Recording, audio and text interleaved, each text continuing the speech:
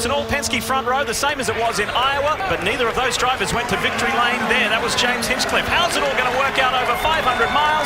We're about to find out. 4 races to go in the championship. Somebody hit the wall. Spencer Pigot spins. That was Grant Rahal, I think, on the outside, got into the wall. Pigot gets turned around. If he can win tonight, he's in the playoffs. He really closed on Kyle Larson in 3 and 4. And a pile up in the middle. The 18 of Kyle Busch is around. Contact, they're rolling in there. Greg Gaulding hits late. And Steve, you said it. I don't know if they got the left front or Just not. because you have a great car doesn't mean you're going to avoid these kind of things. It's lap 2. Already in Greg. You see the 18 pull away, the tail panel damaged very heavily. The left front tire took a Next very year, hard. hasn't won in 58 races. Credit one to go. Kurt Busch trying to make sure he's in the playoffs with a win. Kurt Busch has a 6-pack of Monster Energy in Bristol.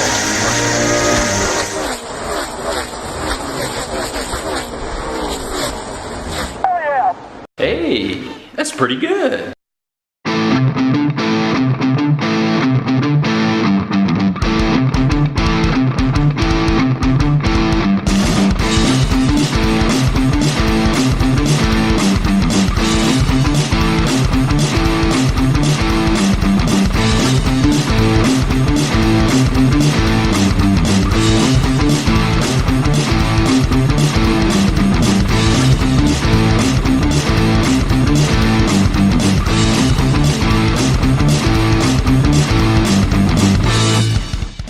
This is the IHN show.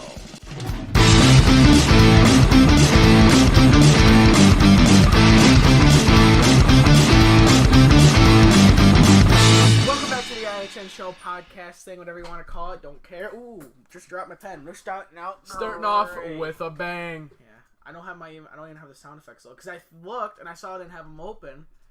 So I was like, "Oh, I'm gonna get it open," and my pen went, "Nope, screw you!" And jump ship. Yep. So Han, all right, starting well with a bang. More or less like a car crash. Well, it's about heavy. We should just start out with the welcome to the show. Yup. Oh, jeez. Mm-hmm. Never fails. Never fails to just piss me off. No.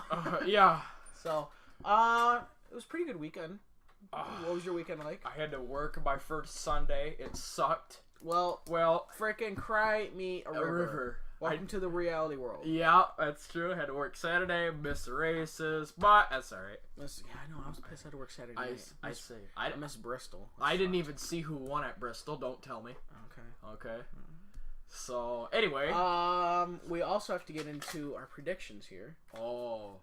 Let me see. What race is next? Darlington in 2 weeks. Oh, snap. So we have a week off. But we can talk about the Xfinity race at Road America next week. Nice. So that's usually a pretty good race. Yep. Watched that last year and Jeremy Clements won. That was pretty good. Yep. It's pretty good. It was actually on NBC too. Oh wow. Instead of NBCSN. And actually the truck race, they ran the truck race on Thursday night at Bristol, and that was actually on Fox. Wow. Not FS1. I was like, I was flipping through the channels and I saw that. I was like, oh, they're on the Big Boy Network. And my dad was like, get the hell out. Oh man. Yep. So. Yeah, I thought that was just interesting that they were on the big network. I'm sure they got a decent amount of viewers because of it. Yeah. So, lots to talk about. We have an IndyCar race. Yeah. We had a NASCAR race, obviously, and the NHL did the top 20 wingers. So left and right wingers. Yep. Oh, gonna have to get into that. It's gonna be interesting. All right, better get right into IndyCar. Yeah, hop right into IndyCar.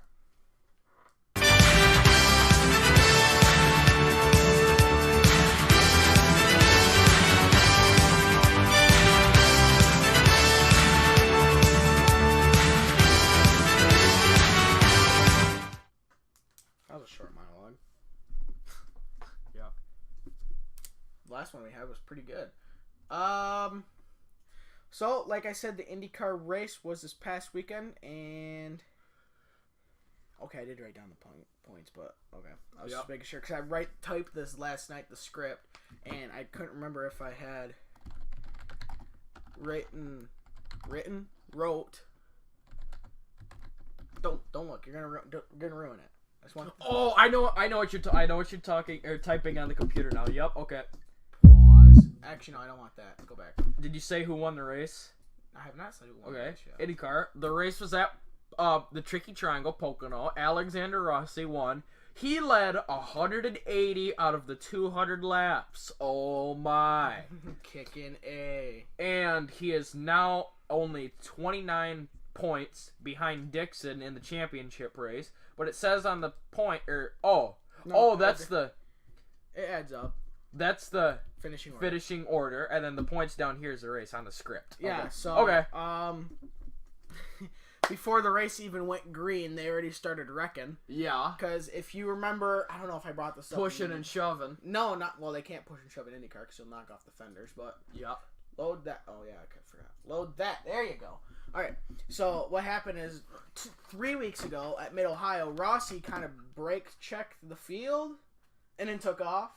So everybody was... And Will Power was on the pole this week, and everybody was thinking, oh, we want to, because in IndyCar, you can jump the start. Yeah. You can. That's how they get 7 wide, 8 wide at Poconos. When they do a 2 wide start of the race, they go 7, 8 wide because you can get a run and go bye like past 6 guys. Yep. And which makes IndyCar interesting. I like the restarts. Yep. And plus they start like way back in like turn 3, so it's. Yep. But Will Power, he was coming down, bringing down the green flag, and he was doing 107 just like they told him to. Yep. And everybody thought he brake checked them, which he didn't, because actually during the big red flag, if you watch the IndyCar race, the 2-hour red flag, he showed us showed the television and us, the viewers, the telemetry, and it was holding pretty steady about 107, 108 miles an hour. Mm-hmm. So, and what happened is Graham Rahal, thinking that they all went, because all of a sudden they started pulling ahead, he's like, oh, they're going. So he took off, but they weren't actually going. He was just falling back. And before he realized it, he quick turned to the right, but didn't turn right fast enough, and ran into the back of Spencer Pigot. Oh. And so that sent Pigot spinning into the inside wall. That knocked almost virtually the front wing off of Rahal's car. So that put the caution out. I mean, hell, they didn't even get past the pit road wall before the caution was already out. Yep. So they say the caution was on lap 1. I argued that the caution was on lap 0. So yeah. Before the race even started. So once they got that figured out, then they started going racing again, and then they didn't even make it to turn. They only made it 2/3 around the track to turn the tunnel turn, and they started wrecking again. Which wasn't, so obviously that's another caution. It ended up being the only other caution in the race. But that caution caused a 2-hour red flag delay. Because the video will show you the rest. Okay. Let me see here. I'm sure I have. This is per Global News Canada. So.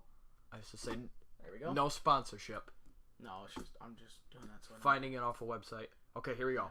This is the wreck. I used to say this is my first time seeing this, so this will be a live, legit reaction. Not for me. I saw it live. He saw it live. Yeah, I did scared not. The hell out of me. Okay. Of Canada's Robert Wickens. Oh, that's going to be tight through there. Oh, Early touch. Oh, my God. Holy! That's Robert Wickens. And his teammate is into him as well, James Hinchcliffe. That was ugly. And the AMR safety team are right there with Robert Wickens on the right-hand side of your screen. There is James Hinchcliffe gingerly climbing from his Schmidt-Peterson Honda.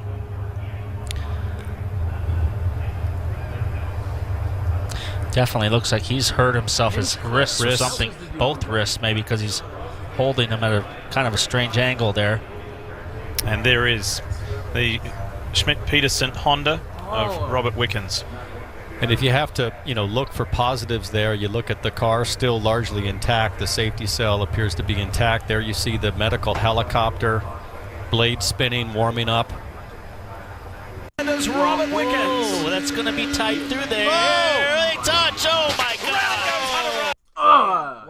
What? Look at that. Look how close he gets to landing on top of the Oh, my.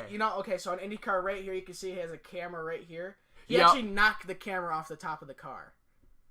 Because they showed a camera view. Yeah.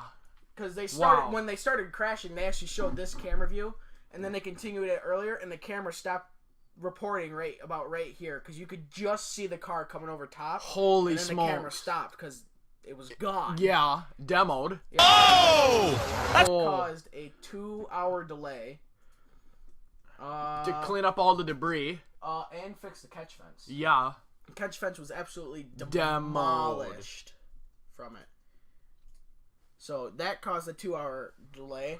Oh my. Wickens, who was in the car, as you could see if you watched the video, what they call the tub, what the driver sit in, was largely intact, which is exactly what it's supposed to do.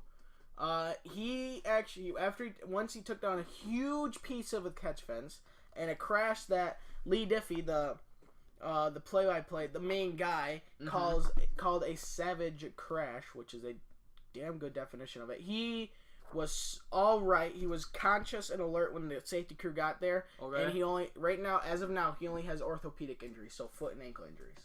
Okay. So, but there hasn't been much information on that. There might be more after we record this, but that's all we've got. Hinchcliffe, when he was getting out of the car, he was holding his wrists kind of like down, like because they were the video didn't show up, but they showed it. He had a helmet cam, like when, you know how like NASCAR drivers had that visor cam thing. Yep. He had that. Luckily, and they were doing it in slow-mo on a piece of debris, and you know in IndyCar they have the wheel, and when you're in a crash you pull the hands off the wheel, because if not you'll break your hands from the wheel going like all over the place. Yeah. And so he did that, and a piece of debris came in and slashed his hands. Ooh. I mean, so he got some, I'm assuming it wasn't bad, like it didn't say cuts. Anything. Yeah. It didn't say anything about stitches or anything. It just said he got gauze and bandaged up and stuff. So yep.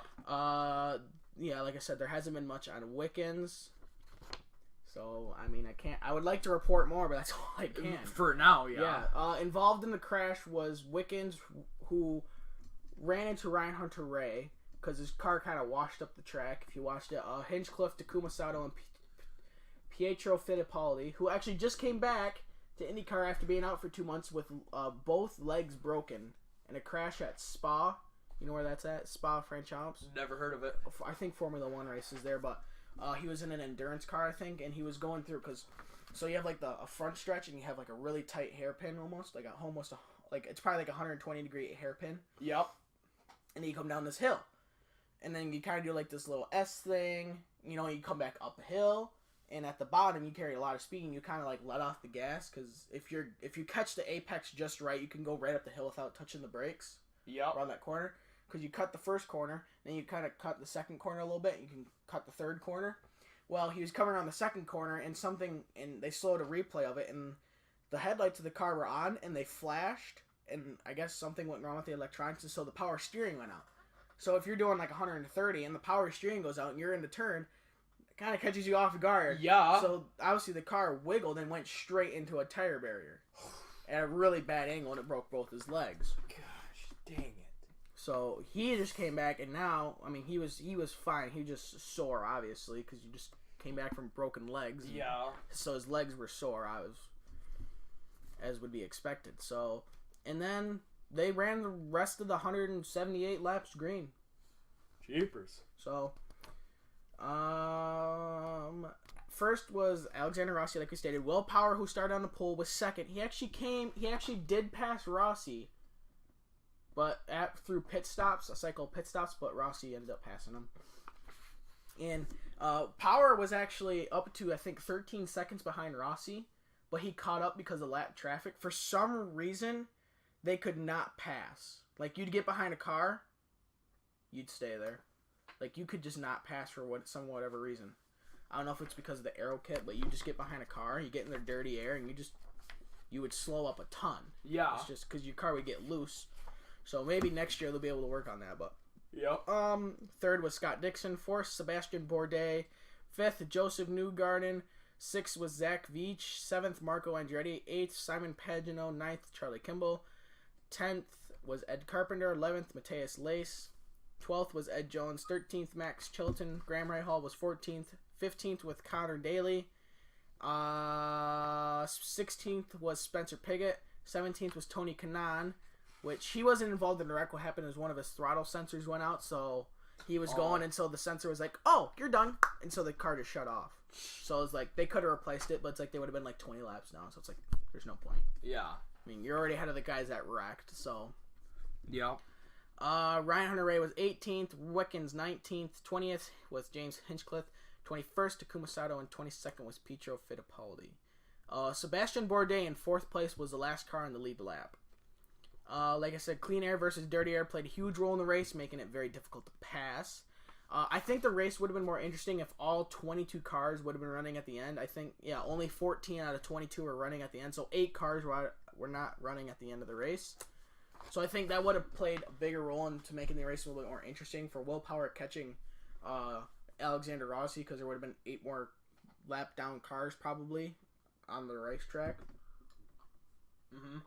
So, but yeah, after the first 2 cautions on lap 1 and lap 7, they ran the rest of the race under green. The points after Pocono look like this. Scott Dixon at 530. Rossi, 29 points behind at 501 with 3 races left. Gateway, Portland, and then Sonoma, which is a double points race. So that's very much key. Newgarden was 3rd with 464 points. Willpower, 449 at 4th. Ryan Hunter-Reay at 411 in 5th. Robert Wickens, 6th at 391. Simon Pagenaud in 7th at 368. Ray Hull at 351 in 8th. 9th was James Hinchcliffe in the points at 338. And 10th is Sebastian Bourdais at 325 points. There's obviously more drivers, but I'm only going to do the top 10. So, so obviously that's how IndyCar went. There wasn't too much to report on the race. Like I said, it wasn't. I would not call it the most interesting race in the world. After the cautions, I probably could have turned the race off, and but that's all right. It was probably no more interesting than NASCAR race, but I didn't watch that either. So the next race is at Gateway on Sunday, August 25th at 8:40 p.m. Eastern on NBCSN for the Bommarito Auto Group 500 under the lights. Nice. That's a good race. They get done at like 11. It's a good race. I like how before a Pocono race I was crazy. I'm like, oh yeah, they get the race done in under 3 hours. 5.5, 6 hours later. Oh yeah, the race is over. What the hell? So, all right, on to fun facts, and I got a good one.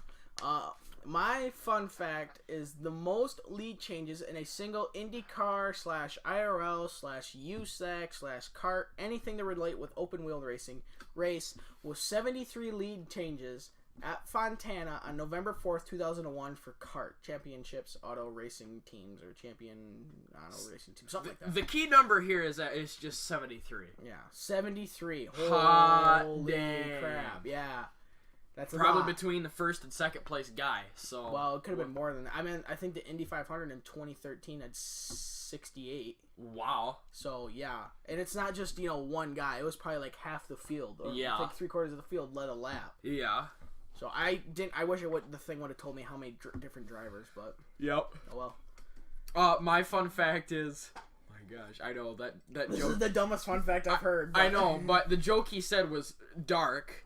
And then, the fun fact is, doctors in British Columbia, Canada, are banned from talking about hockey during surgery.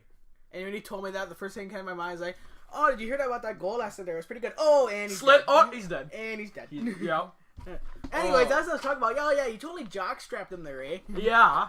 Hanging from the rafters, higher than the scoreboard area. Nice nip. Yeah, big nipper. Oh, jeez. All right. On to hockey. On to hockey, where much controversy will be afloat.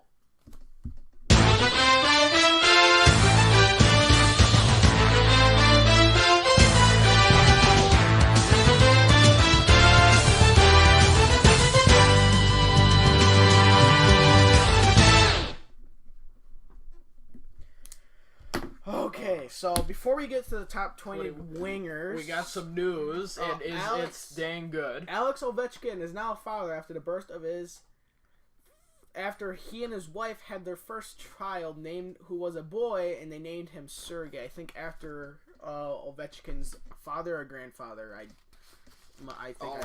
kind of skimmed and scanned through the article because I was in a hurry to write this. So, all right, on to the controversy. Top 20 wingers. All right, the most common Russian name, probably. And I would guess it's Sergey. All right, there's yours. What is this now? Mine. Actually, no, we don't need these. I used to say we don't need these at all. I just write them on the page. Come on, stupid, pay attention. Who's first for the 20th winger this season? You can go. 20th, Victor Arvidsson for the Smashville Predators, right? Yep. Left winger We got the age numbers, and boy, they're pretty good. Age 25, he's two over for that bloody number. He had 78 games played, 29 goals, 32 assists for 61 points and a plus 20. That's pretty good. Good. Well, because he is for the Smashville Predators, he's got a plus 20, so it makes sense. I'm going to leave him at, I mean, I already know how this list, but I'm going to leave him at 20 for right now. But we may move him around. Yep. Brock Besser for the Vancouver We Can't Win a Game Canucks. Yep. He's a right winger who is 21. He played in 62 games, 29 goals, 26 assists for 55 points, and was a -5.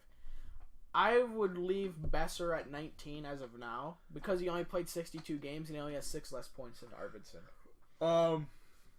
So 18th, Rickard Rakell for the Anaheim Ducks, left winger, age 25, 77 games played, 34 goals, 35 assists for 69 points. Nice. At a plus 6. I would leave him there too. Brock Besser was a really good sniper this year. Yeah. I would put Rickard Rakell ahead of Brock Besser. Yeah. So he is, yeah. Alright, excuse me. Number 17 is Mikko Rantanen for the Colorado Avalanche, a right winger at 21 years of age. 81 games played, 29 goals, 55 assists. Dish master. For 84 points and was a 0 on the plus-minus. He's definitely ahead of Rakell and Besser and Arvidsson. Definitely. But I think he's also ahead of a couple other players on this list. Okay. But, number 16 is Jakub Voracek, who I'm a big fan of. I love to watch him play. Right winger, he's age 29. He played all 82 games. He did a dang good job. 20 goals, 65 assists. Dish master.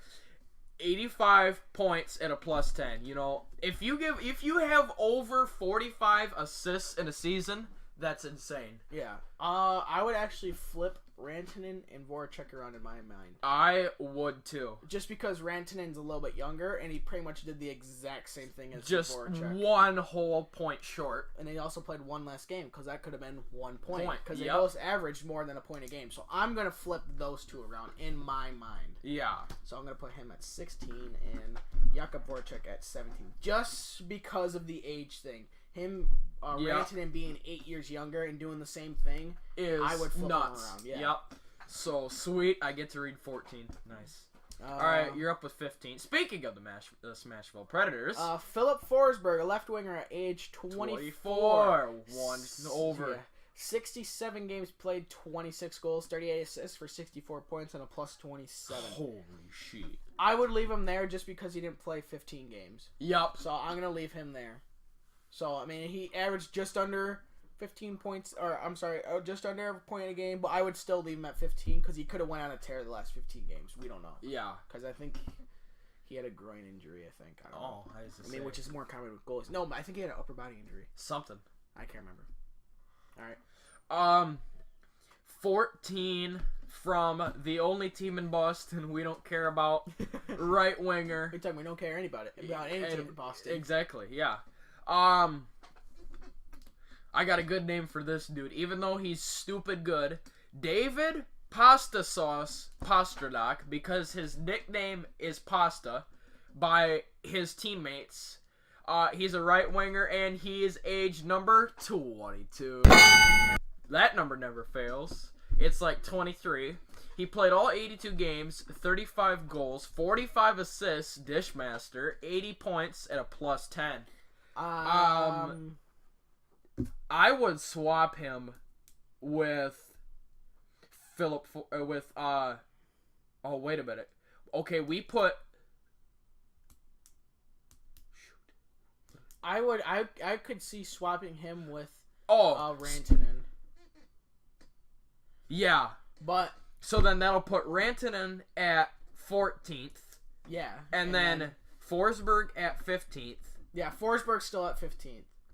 Okay. I would put Rantanen at 14. I would actually put Pasternak at 15th, Philip Forsberg at 16th, and leave Voracek at 17th. That'll work. Okay. Because, dude, like that. because Rantanen is something else, dude. Yeah. Like, legit. Yeah, so Rantanen's at 14th, in our opinion. Yeah. Is at 14. Pasternak is now, Pasta Sauce is 15. Phil Forsberg moved back to 16th, and Voracek is still at 17th. Number 13 is Phil Kessel for that other team in Pennsylvania. Yep. A right winger, 30 years old, 82. Played the whole season, 34 goals and 58 assists. Dude. Hey, that's pretty good. For that 92 points of -4. Surprisingly. Yeah, I am. Once we read off more players ahead of him, I'm switching him with somebody else. I was to say, I would leave him there. I already know who I'm switching him with. I say I'm gonna leave Phil to throw Kessel there for right now. Yeah, because 12 is none other than Johnny Hockey, aka Johnny Gaudreau for the Calgary Flames, left winger, age 25. 80 games played. I don't know why he was out for those last. Could have just had those 2 games off. Okay, that's fine. I believe. Holy smokes! Unless he had the flu or something. I don't know. 24 goals, 60 assists, dishmaster, big time. 84 points and +2. I would swap Phil to throw Kessel with Johnny Hockey, even though I don't want to. Well, I'm not going to do that yet, because if I read number 11 is Vladimir Tarasenko, who is a right winger for the St. Louis Blues at age 26. 80 games, 33 goals, 33 assists for 66 points and a +15. Now, Tarasenko should really be towards like the bottom 4, just because of his stats. Yeah, he's still a dang good player. I know. Yeah, he's got but he's averaging less than a point a game versus for a first line right winger. Yeah, versus Kessel, who's averaging almost 1.07 points a game. I can't even remember if he's on the first or second line. I would for the other assume team Tarasenko's. Kessel, he's on the first line for sure. Because I know Tarasenko's on the left. Because Crybaby and Malkin are both centers. Yeah. So Kessel's definitely on the first line. Well, if you're doing 92 points, you're on the first line. If you're not on the second line, if you're on the second line, who the hell's on the first line? Yeah. Because they should be doing better than you. Yeah. So I would move. Where would you put Tarasenko all the way? Move everybody up. And then put Tarasenko all the way down. I could put Tarasenko behind Voracek, really. Wow, at 17th. I could see why. Well, if you go to 17th, then I would agree with that. Yeah. Yeah, because then everybody would move up one. And I would also flip Kessel with Gaudreau. I would too, definitely. So for Calgary's season this year? Well, actually, I take that back. No, I would leave Kessel there. I would swap them. Just because Gaudreau's at 25. And he only did 6 points less. Or 8 points less, my bad. And Calgary's a lot lesser of a team, too. They're not as skilled of a team. Yeah. Versus Kessel, he's playing with probably Crosby, so he can dish out goals. Yeah. So crybaby. So I would still move Vladimir Tarasenko back to 17. Cindy Crybaby. And then ugly move sister Voracek still now back up to 16th. Yeah. Forsberg's back up to 15th. Pasta Sauce is 14th. Yep, no. Yeah. No, Phil. Oh, I'm sorry, no. Yeah, he is 14th. Sorry, I wrote down. I saw the number 14 here. Unless you. For Rantanen. No. Yes, Pasternak's back up to 14th. Rantanen's at 13th. Yep, there you go. And then Kessel's at 12. And Johnny Hockey's at 11th. Oh, yep, okay. So, I'm just doing that because of their age. Yeah. And okay. Looking at the skill comparison of the two teams. Yeah, and what Johnny Gaudreau did on probably the first line for Calgary versus what Kessel did on the first line for the other team in Pennsylvania. Yeah. Similar stats, really. Mm-hmm. 8 points, which is really only 6 goals and 2 assists, but yeah. But Calgary didn't make the playoffs, and Pennsylvania, the other team, Pennsylvania, went to the second or third round. Second round. So, I mean, yeah. You get to read number 10. I get to read number 10. Speaking of not making the playoffs. No, they did. Yeah, I know they did, but the team who traded this amazing dude away, the Chicago Blackhawks, shooting themselves in the foot. Well, they had to because of cap. But Yep. Anyways. Oh, really? Yeah, they had to because of cap space. Dude, Chicago deals with cap space every year. I believe it. It's amazing how they still won the cup. It's because they're like, we want to keep Kane and Taves. Oh, but we're like $3 million over cap. Ooh, who do we get rid of? Instead of getting rid of this overpaid defenseman, let's get rid of a really good forward. Yeah, that's a good idea. Yeah. In the name of Artemi Panarin, left winger, age 26. He's got 81 games played, 27 goals, 55 assists, dish master, 82 points, and a plus 23. I'm going to leave him at number 10. I would definitely have to, too. Yep. So big time. Blake Wheeler for the Winnipeg Jets. Team captain. Yes. Age 31, which he was old. I thought he was in his mid-20s when I did this. I was like, really? Right winger, 81 games, 23 points, 68 assists for 91 points. Good Lord. Oh, wait, I got a perfect sound effect. Hey, that's pretty good. For a plus 13. I'm gonna leave him there for right now. But I would swap him with 8. I would definitely swap him with 8. If not, I would actually move him up to 6 or 7th or 6th. I would put him at 8th. I could see him at number 6, but keep going along. I don't want to switch him with 8th, but it makes the most sense to do so because 8th is from my very own Dallas Stars, left winger, their team captain, obviously JB Ben, age 29. He played all 82 games, 36 goals, 43 assists, hot dang, for 79 points at a plus 20. I would definitely swap him with Blake Wheeler, would you? I would, but at number 7 is Claude Giroux for the Philadelphia Flyers, a left winger, age 30, 82 points, 14 goals, 44 assists at 58 points and a plus 28. I would definitely swap Wheeler with him. In fact, I would move Giroux farther back than 9th. I would almost put him with the likes of Tarasenko. I would put Giroux back at 10th. I would move him farther back than that. I mean, he only had 58 points, and he played in every single game. Yeah. I mean, and Philly, they just barely missed the playoffs. They barely made No, they were in the playoffs. They made the playoffs. I mean, they made the playoffs. So it's yeah. Come on, man. It was a battle of Pennsylvania, so. Yeah. I would move Giroux back to, like, what did we put Vladimir Tarasenko? I would move Giroux back to 18th. Wow. I can see why.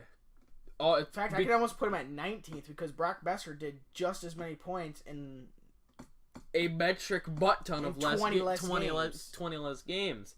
I'd put him back at 19th. I'm gonna put him at 19th. Yeah. He's 17. 7 is just if we're looking at just this past season. I think he was overrated this season because I thought he had a lot more points. He's just overrated. Yeah, he's a little bit overrated. I don't know if he just had a bad season, but if we look at just this past season, he's definitely number 19. For my fourth favorite team is the Flyers, but I thought he did a lot better than that. Oh, and I have to rewrite everything. So that moves Besser up to 18th, Raquel up to 17th. Who's at 16? Not Rantanen. No, he's up to 13th. He's actually gonna be up to 12th. Voracek's up to who's at 17? Who was at 17? Oh, Vladimir Tarasenko. He's up to 16. Yeah, he's up to 16. That means Voracek is up to 15th. Pasta Sauce is 15. Forsberg's up to 14th. Pasta Sauce is up to 13, age 22. Kessel's up to 11th, and Johnny Hockey's up to 10th. Yup. And then that means Panarin. Panarin's up to. I'm not gonna move Panarin yet because I already know where I want to put him. Okay. Blake Wheeler. Wait, no, Panarin. Yeah, he's at 9th. Sorry. Yeah, and then he's at 10. Wheeler's at. Oh, I'm sorry. Johnny Hockey's at 10. So Panarin's at 9. Wheeler. I'm gonna move him in a minute, so I'm not gonna change him yet because it's just too much ink. So Wheeler's at 9th. I'm gonna move Ben back to. No, hold on. Leave Ben at 8th. Yeah, if you're gonna move Wheeler, if you're gonna move him up, then leave Ben at 8. Yeah, and leave Wheeler at 9th because I'm gonna switch. I would switch Wheeler with this guy. Number 6. Oh, you get to read him, not me. I read Claude Giroux. I'm reading the odds this time.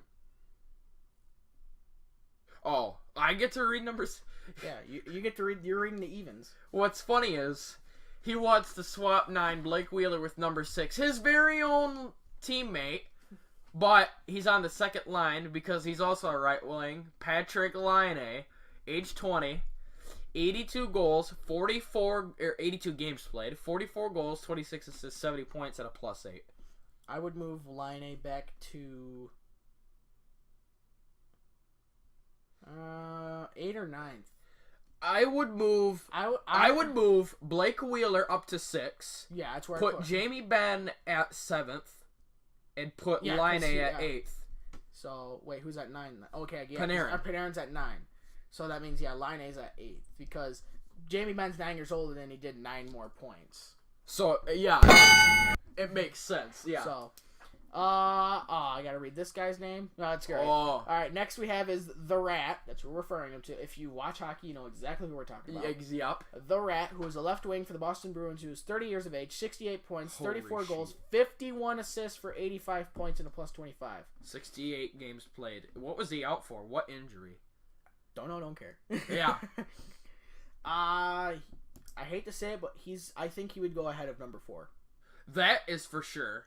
Because number 4, speaking of Artemi Panarin and the Chicago Blackhawks, number 4 is Patty Kane.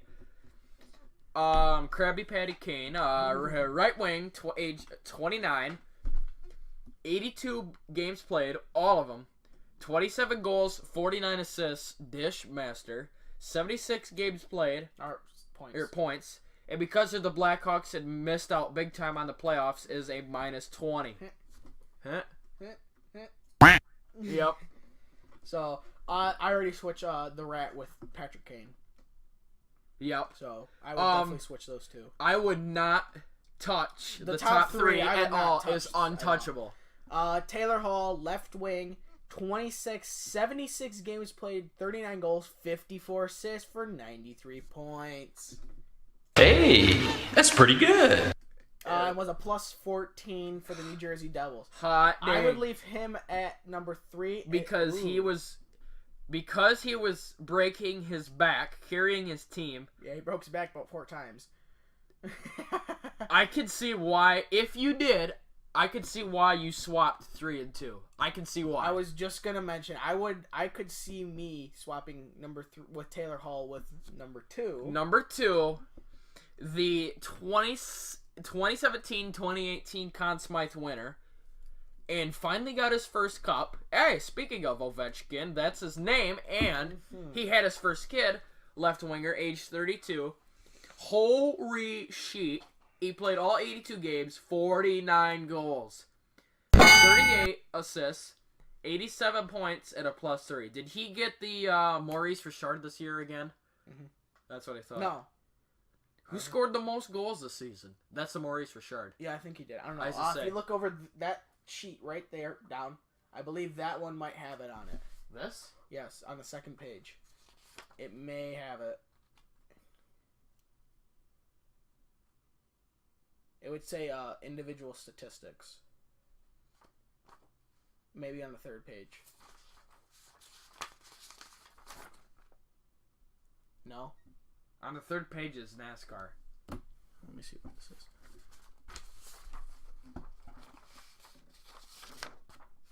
No, this is last week's.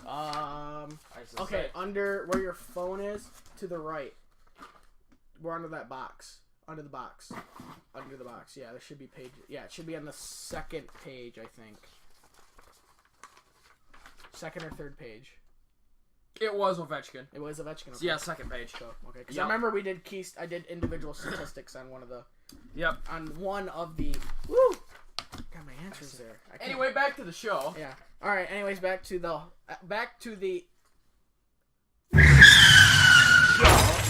Where it has that same sound effect intro. It was such a delay because I clicked it but I didn't register it, so it sounded like back to the click. Click. Show. Ah, jeez. Yeah. I can see why you swapped number 3 Taylor Hall with number 2 Ovechkin because he has more points, but I wouldn't. Well, because he has more points and he's 6 years younger. But I'm not going to me because too. he's also 6 years older. And he really delivered in the playoffs. Yeah. Which is also why... Well, I'm trying not to count the playoffs because not everybody on here made the playoffs. I know, but... But number one, who is definitely number one... None other than Nikita Kucherov. From the Tampa Bay Lightning. Right winger. Age 25. 80 games played. 39 goals. 61 assists. 100 points.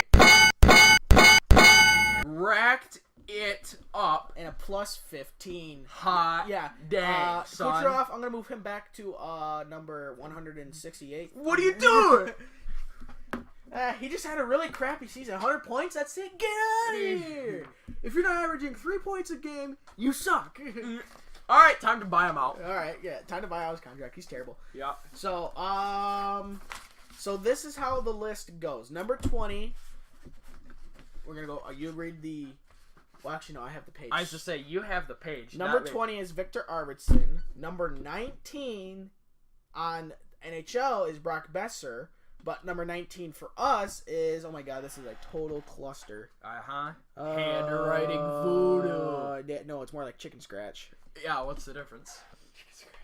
Number 19 is Claude Giroux. Yeah.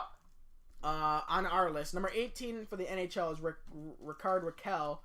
We put him at number 18 for us is, oh my god, this is a total cluster. I should have wrote this down on a different page. You want to mute the mic? My mom just called. Sorry. All right, back to the. Yo. We had a phone call. Apparently now the sign outside the door is not doing its job. We have to put it on the phones. Yeah. Shut up. Yeah. Get the heck out. I know. Shut up. I know. Shut up. Yeah. Shut up. All right. So what are we on? Number 18 for us is Brock Besser.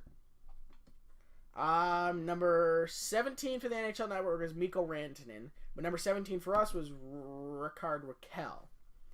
16 on the NHL Network was Jakub Voracek, but number 16 we say is Mr. Son of a bitch. The Rat. Yeah, no. Mr. Vladimir Tarasenko. Yeah, I used to say he underperformed this year. Yeah, Philip Forsberg, number 15 on NHL Network. Number 15 on our list is Jakub Voracek. 14 on the NHL Network is David Pastasauce. We say that's Philip Forsberg. Kessel on the NHL Network is number 13. We say that's David Pastasauce.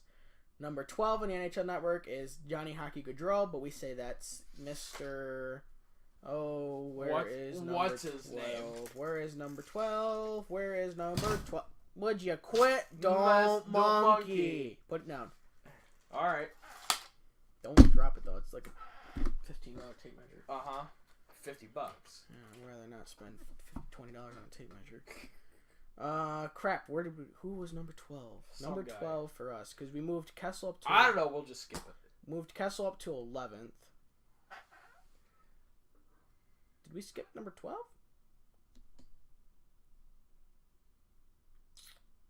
It looks like we didn't put a number 12 in. Anyways, number 12 is somebody. Number 11, the NHL Network says Vladimir Tarasenko. We say he is not that. Number 11 for us is Phil Kessel. Phil the Thrill. Yeah, Phil the Thrill Kessel. Yeah. He's such a dumb name. I know. Ricard Raquel, we say is number 12. There we go. Yep. Ricard Raquel is number 12. That'll teach him. Yeah. Number 10 on the NHL Network is Artemi Panarin. Number 10 for us is Johnny Hockey Gaudreau. Number 9 on the NHL Network is Blake Wheeler. We say that's Artemi Panarin. Number 8 on the NHL Network is Jamie Benn. We say that is Mr. Patrick Laine. Number 7 on the NHL Network is Claude Giroux. We say that's Jamie Benn. 6 is Patrick Laine on there. We say that's Blake Wheeler. Number 5, they said the Rat. We say no. That's Patrick Kane. Number 4 is Patrick Kane, but we say that's who was number 5, who is now number 4 on our list is the Rat. Number 3 is Taylor Hall on the NHL's list and ours. Number 2 is Ovi on both the lists, and Nikita Kucherov is agreed number 1 winger in the NHL for the 2017-2018 season. Oh my! Slick son of a gun. Yeah, no kidding. Anyway, in other news, I also heard of this big news. Oh. Sad. Oh. I don't have a fake news. Yeah. Fake news. from our very own Detroit Red Wings, Nicholas Kronwall, says that this next season may be his last. Next season. Coincidentally, it lines up 2018-2019 season. Yeah. It lines up with the end of his current contract. He's an old 37. So, but yeah, I mean, you can't see it. You had to have seen it coming. He's had back troubles. Yeah. I mean, him and Zetterberg came in the league about this. I think the same year or a year apart. So but it all comes to an end. For NHL history, yay! There's 3 whole things on this day, on August 20th, because that's when we're recording it. In NHL history, in 1926, Eddie Shore is bought from the Edmonton Eskimos of the Western Hockey League by the Boston Bruins for $50,000 in 1926 money. I forgot to do the conversion because of inflation.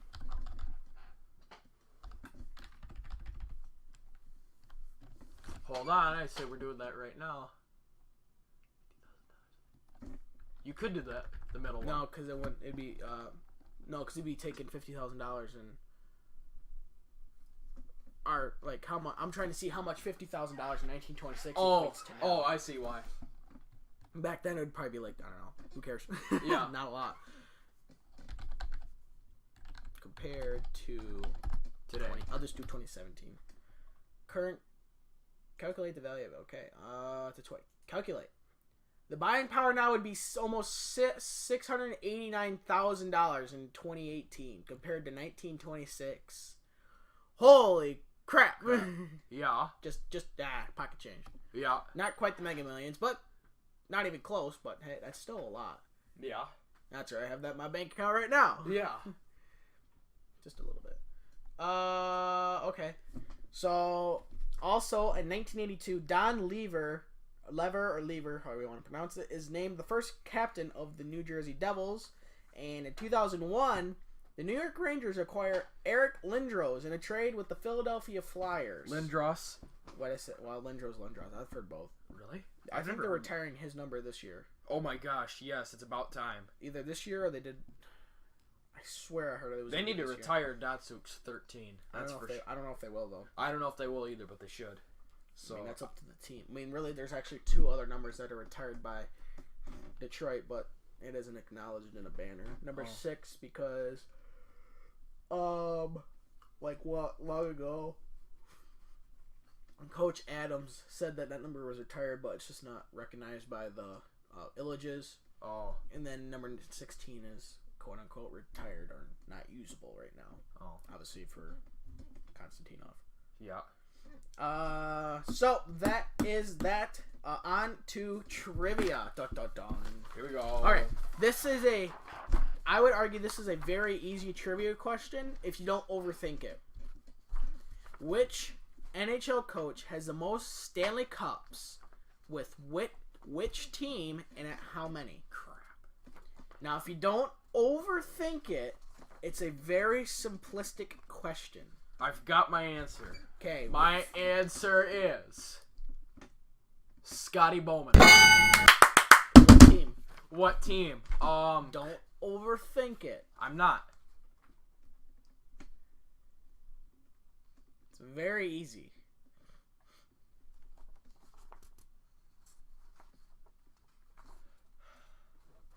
I know he's got the most Stanley Cups. I'm not overthinking it. It's just that I can't remember what team he coached the longest. That's my problem. Great. Well, okay, hold on. Let me give you this. When Detroit won the Cup in '97, how many years before that was the last time they won the Cup? 3. In '97? What's that? In the 1997, when Detroit won the Stanley Cup, when was the last time they won the Cup before that? Like, it was like 30 years. I was about to say Detroit too. It's not Detroit. Nope. What?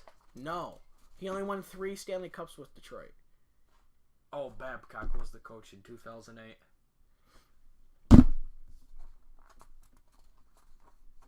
That means I would have to guess the team that he coached the longest, and I have no clue. It's not Detroit. Great. It is an original 6 team. Think about Stanley Cup numbers. Don't overthink it. It's a team with more Stanley Cups than Detroit. I was to say I was thinking that answer too. Is it Montreal? There we go. Yeah, how many? How many? Like 5? Right off the bat, 5. Yeah, made up for it, boys. He won 5 with Montreal, then he won 1 with the other team in Pennsylvania, then he won 3 with Detroit and retired at the end of the 2002 season. Nice. So, your turn. My question is, who was the first NHL team in NHL history So from 1917 on. to win back-to-back Stanley Cups? Oh boy, Montreal. Oh, what I say? Oh, get here. I didn't say the team because there's more than one Montreal team. Montreal Maroons. Canadians. You do have that one, by the way. Nope. Oh yeah. Is an original 6 team. No, wait. The Ottawa Senators. Yeah, I remember hearing that. Right when I said the original 6, I remember seeing. Nice. Because I remember seeing on the a guy who does videos on YouTube. Nice. That was cool. Hey, that's pretty good. Another guy he does videos on YouTube. He was going through each year of the NHL history, and he was talking about how Ottawa wins the cup again, and that was in like 1921 or something stupid. Yeah. Like before Detroit, Boston, and the Rangers and the Blackhawks were even a thing. I think Toronto was. No, not the Maple Leafs, because I think there was a Toronto St. Pat's though. There was. Yep.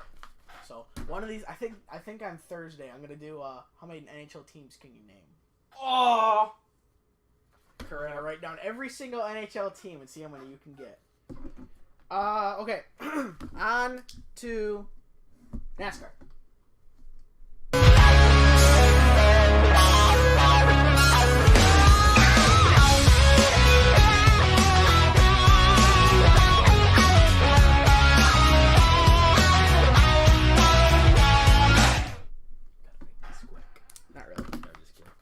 So they were at Bristol Motor Speedway this past weekend for the Bash Pro Shops NRA night race on Saturday night.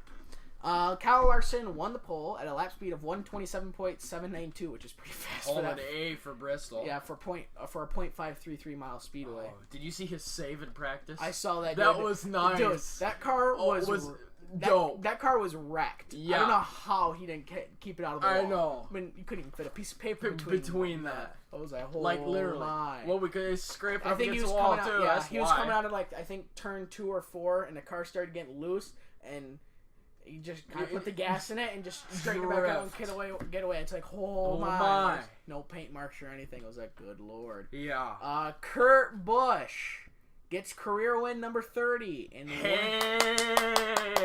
win number 6 at Bristol. That's pretty good. It was his first win since the Daytona 500 in 2017. Yep. I think it was a 53 winless drought. Something like that. There was I can't report much on the race because I wasn't able to watch it. I had to work that night, and so did he. So yep. We can't do anything. Yep. Dude, I'm so not ready to report the Talladega race. I just don't want to deal with it. Yeah. Because you're like, oh yeah, there's a wreck on this lap. Oh yeah, this is stage 1. Stage 2 is like total back marker cars. Yeah. And here's the winner, Matt DiBenedetto. What? Who? How many? Yeah. Right. Yeah. First, Kurt Busch, obviously. Second was Kyle Larson. 3 was Chase Elliott. 4th was Joey Logano. 5th, Eric Jones. 6th, Clint Boyer. 7th, Ryan Blaney. 8th was Alex Nationwide Insurance Bowman. 9th was Jimmy Johansson. And 10th was Kevin Happy Harvick. Nice. I'm hoping I'm waiting for that name again. 11th, you get to read it. 11th was Trevor Bayne. 12th was Ryan Rocket Van Newman.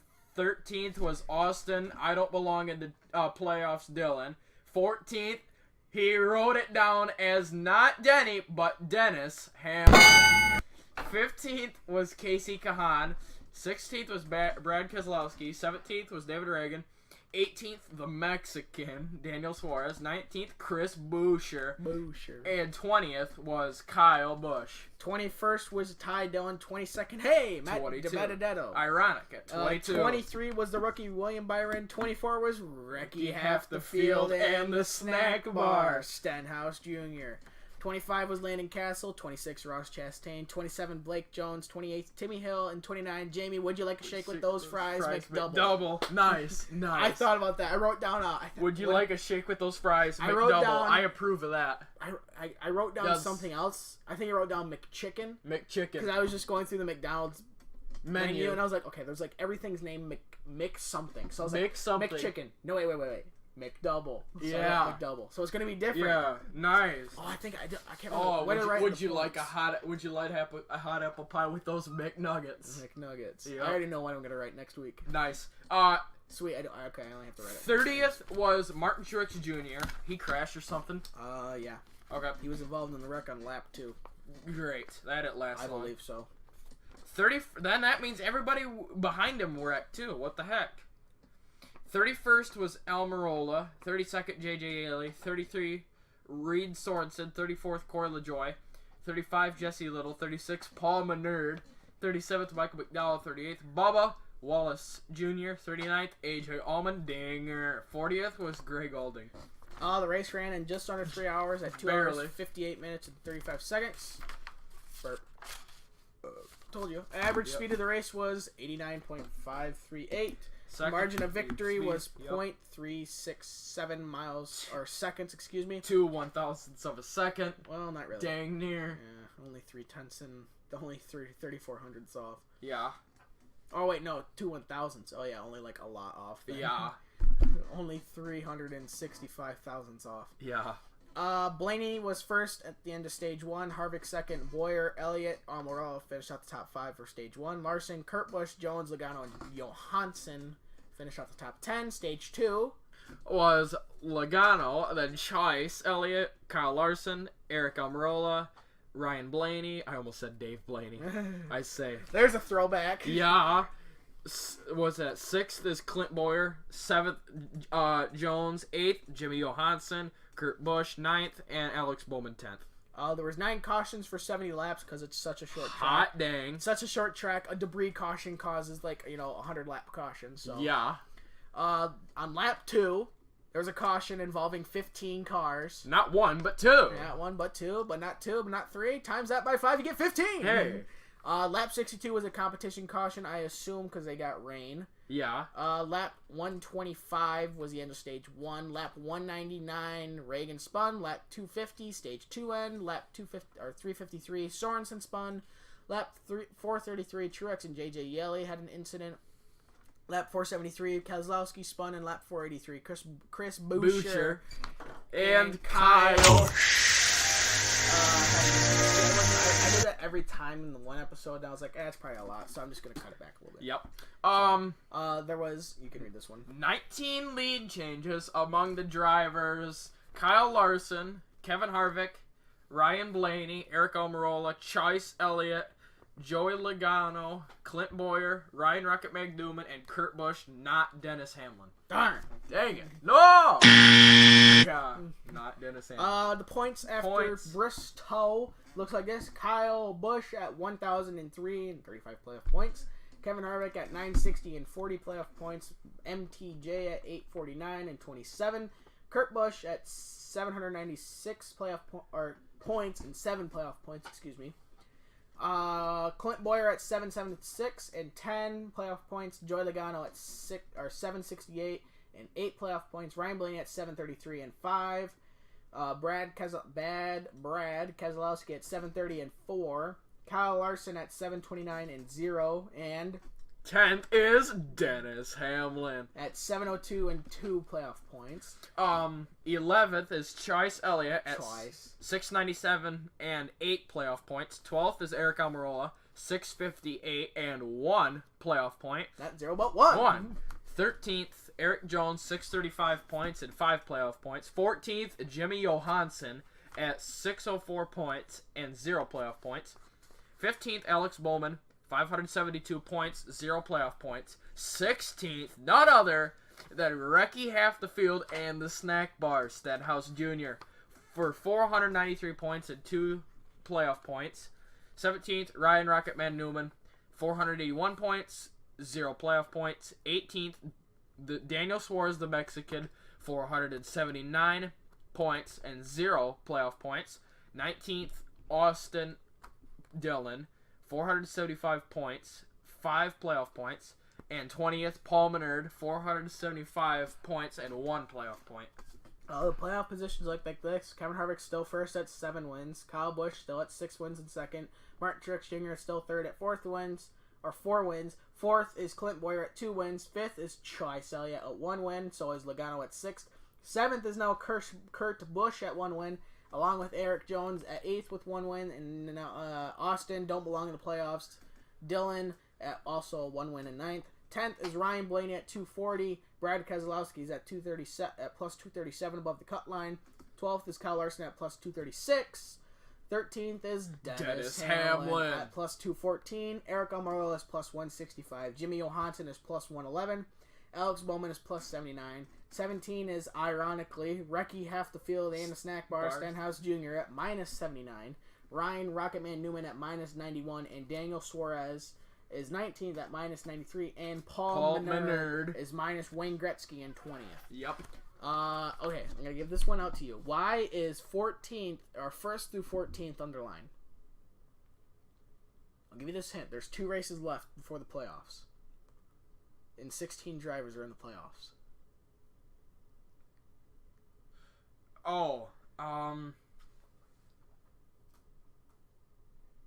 Because it's a guaranteed spot. There you go. No way, dude. Almirola's going to the playoffs. Let's go. Well, because the most points you can get in a race, I think, is 55. So you can only get 110. So he could finish last, and Ryan Newman, Stenhouse, Menard, or Daniel Suarez could win a race, but he would still make it, because even if one of those 4 or people behind him win a race, he's far enough ahead with least amount of races. Now, Jimmy Johansson, if the top 16, one of the top 16 win the next 2 races, he's fine, along with Alex Bowman. But if somebody out of the top 16 wins a race, Alex Bowman is out unless he wins a race. That's pretty good. So that's why, coming down to the wire. So Almirola could finish dead nuts last, and he would still make the playoffs. Yep. Johnson, if one of the top 16 wins Darlington, Johansson's in it, unless he has a really bummer of a race, which I highly doubt it. Jimmy Johnson, for crying out loud. Mm-hmm. And then Alex Bowman, and if things keep going how they are, if things keep going how they are, this will most likely be your playoff drivers. Yep. Unless somebody out of the top 16 wins Darlington and or Indianapolis. Yep. The Bristol race on NBCSN earned a 1.4 overnight rating compared to last year's 2.5 rating on NBC. That equals to about 2.2 million viewers. Yikes! Yep. That's it for a Saturday night race. Yep. After the race, Kyle Busch got into an altercation with a fan. Well, fan tried to fight Kyle. Oh, wow, really? Well, he acted all tough. And of course it was on video, because, come on, man, it's 2018. Yeah. You fart and it's on video. Yep. You know, everything's on YouTube. I'm going to sue you for releasing methane. Really? What? Yeah. There's, like I said, there's 2 races left before the playoffs. Darlington in 2 weekends from now, because they have next weekend off. Darlington, Labor Day weekend. And Indianapolis is 3 weeks from now, the weekend after Labor Day. So, to wrap up NASCAR, the Bojangles. I just love that name, the Bojangles. Instead of, it's probably really like Bojangles, but I always say the Bojangles. Like, really southern and stupid. Yeah. The Bojangles Southern 500 at Darlington Raceway on Sunday, September 2nd at 6 p.m. Eastern on NBCSN. Now, that's also the throwback race, and they're doing 70 years of NASCAR. Wow. Because NASCAR somehow made it... Well, I'm not surprised they made it 70 years, but I'm going to be surprised if they make it 80 years at this rate. Yeah. Thank you, Brian France. Stay the hell out. All right. NASCAR's over because... Again, didn't get to watch the race, so I can't report on much, and there's not much news. Hey, we're all pert near done here. Pert near. All right, on to who had that bloody number. Yeah. All right, you can go first. Speaking of Kevin Harvick, he is number 4 in NASCAR, drives the number 4. And my trivia question is, I always got something about hockey. So who had the number 4 in the NHL 2002-2003 is the season for the New Jersey Devils. New Jersey. I will be danged if you do not get this. 2002. 2003. Was that the year they won a cup? Yeah. Okay. New Jersey won the cup they won that it year. in 2000. And 2003. Yeah, Yep. yeah, because Colorado won it in 2001, Detroit won it in 2002, and in 2004 I think was Anaheim. No, they're 2000. Colorado. Colorado was 2004. Yup. Because 2005 there's nobody. Yup. 2006 I can't recall. 2007 I think was Anaheim. 2006 was Carolina. Yeah, 2007 I think was Anaheim. Yeah, and 2008 was Detroit. 2009 was the other team in Pennsylvania, and then 2010 I can't remember the recent years because it's like always like it's like 3 teams back and forth, and I always get them mixed up. Yep. So, number 4 for the New Jersey Devils. So the 2002-2003 season. New Jersey. I'd say I have your hints ready if you want them. Is he retired? Yeah. Okay, I figured. Okay. Did he retire with New Jersey? I have no clue, but I'm gonna guess yes. It's gotta be. Okay. I do. Number 4. Oh, Scott Stevens. Yeah, there you go. I was just about to say, he was a defenseman, big hitter. I was thinking, I was going through the players, and I was like, 2004, or 2002, number 4. 2003. Who was big in the early 2000s? Oh, big hits, Paul Kariya, Scott Stevens. Hey! I hated that. Hey, that's pretty good. I loved to watch him play, but he retired because he had concussion problems. Yeah. Which was sad. I mean, it was. I loved watching. You could argue all day if it was a clean hit or not, but yeah. I mean, you could argue till you're blue in the face, but yeah. All right, my question is, who had the number 22? My favorite number. Yeah, in NASCAR in the 1961 season. I have no clue. All right, show's over. All right, we'll see. All right, we'll see. No. What's his name? Yeah, that's it. Really? No, yeah, that's it. What's his name? Okay. I don't know. I'm gonna guess Fireball Roberts. Hey, what a guess!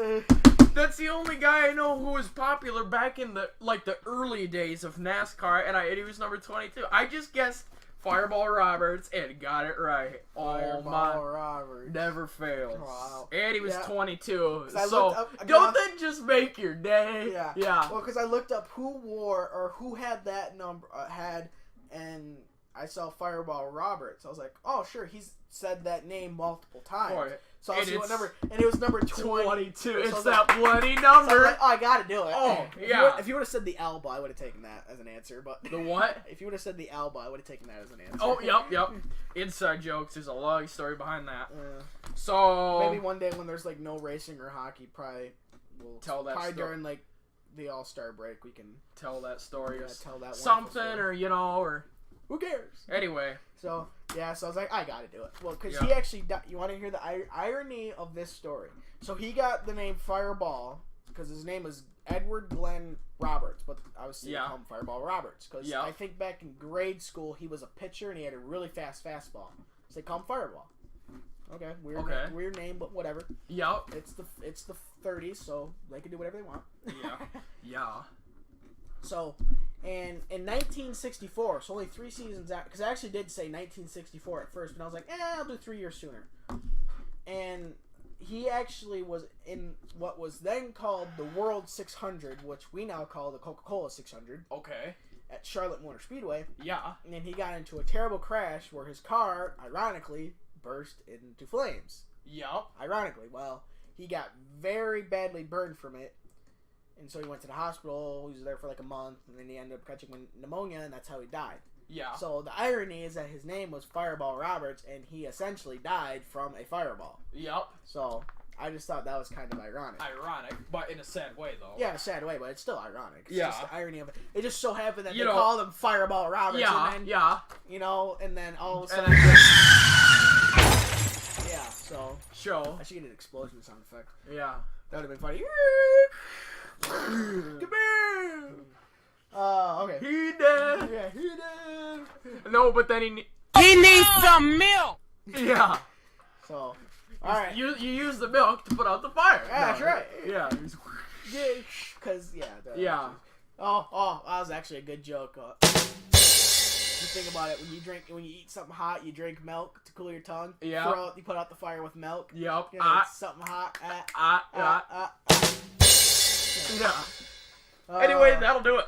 Yeah. So we will review. So IndyCar, 8:40 p.m. Eastern on NBCSN on Sunday. Saturday, August 25th. I wrote that wrong.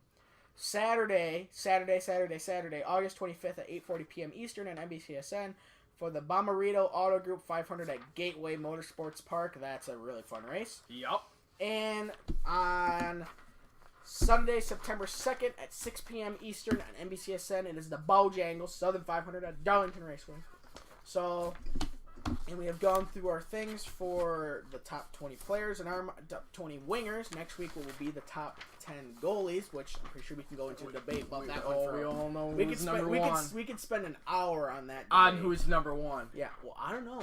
You could argue Pecorino. You could argue Pecorino is number one. You could argue Andre Vasilevsky's number one. You could argue Marc-Andre Fleury's number one. You could argue so many goalies. You could argue Jonathan Quick. Wow, you've said 4 different goalies, and I have 2 different ones in my mind who you haven't said yet. That I would. Peter Mrazek? No. For number one. I wouldn't say Henrik Lundqvist, not this season. No. He's getting older. Well, it's not necessarily that. I don't know how well he played. I'd have to look at his stats. Let me think. How did John Gibson do? Connor Hellebuyck was a good goalie. Yeah. Oh crap! Connor Hellebuck's number 1 probably. I don't know. Jonathan Gibson and Jonathan Bernier and Jonathan Bernier's not number 1. He was dang impressive. He was good, but he's not. I love to watch him this year. Yeah, but he's not number 1 material. Oh. He might be top 5. 15? No, not top 5. I'm thinking top 5. No, not top 5. Because he had some insane saves. Well, that's saves, but a save's 1. Yeah. He could have had 3 goals against him in that game, and it could have been only the second period. So I don't think he's in the top 10. I could be wrong. But I would personally think he's not in the top. I would say he's in the top 15, though. Yeah. He's going to be a damn good backup for Detroit. Yeah. I mean, there's going to be a fight for who's a starter this year. Yep. So, anyways, I hope you have a great rest of your week. Please tune in for the Friday show, which one of these times we got to do a live show, but maybe when we get more than 0 viewers, we can do that. Yeah. Have a great rest of your week. As for Andy and I, this has been the IHN show. Bye-bye.